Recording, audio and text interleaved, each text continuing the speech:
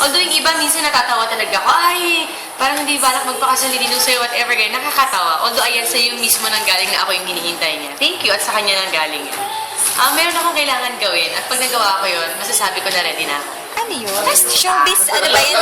Showbiz Hindi related? sa showbiz. Okay. Oo, bilang tao, alam mo yun. Parang gusto ko lahat ready ako. Anong hint? Konting hint kung paano yun? Kahit hindi, without giving any details. Ang lalim na. Ano to, parang bucket list? Kung pagkatao. Ano ko i-explain? Hindi kasi, gusto ko kasi mag-culinary din. Gusto ko talaga maging chef. So, gusto ko magluto muna. Siyempre, pag may asawa ko, nabuntis ako, nagkaanak ako, paano ko magagawa yun? So, gusto ko muna itry ang mga bagay-bagay. Pero hindi ko naman sinasabi na, ay, mga siguro 10 years pa bago. Hindi naman.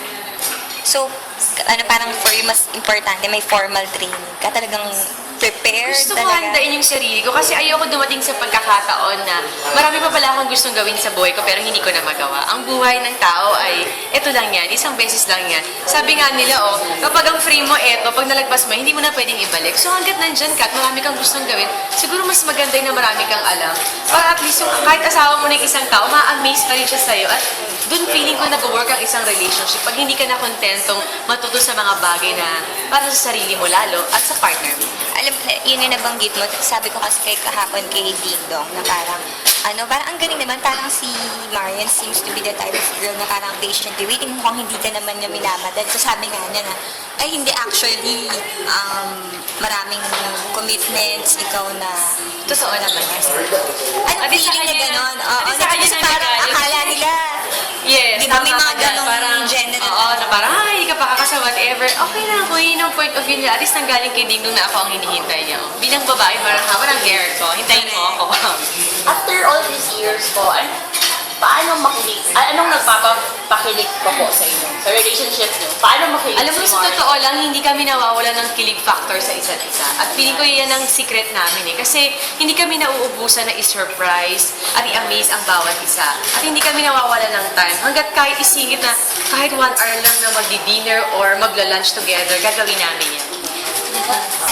ano yung ginawa ni Ding Dong recently na talagang made you feel special?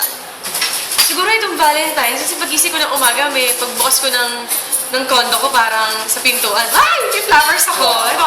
Ay! Ayun. So, sinusundo niya ako kasi alis kami nun eh. Punta kami balisin nun.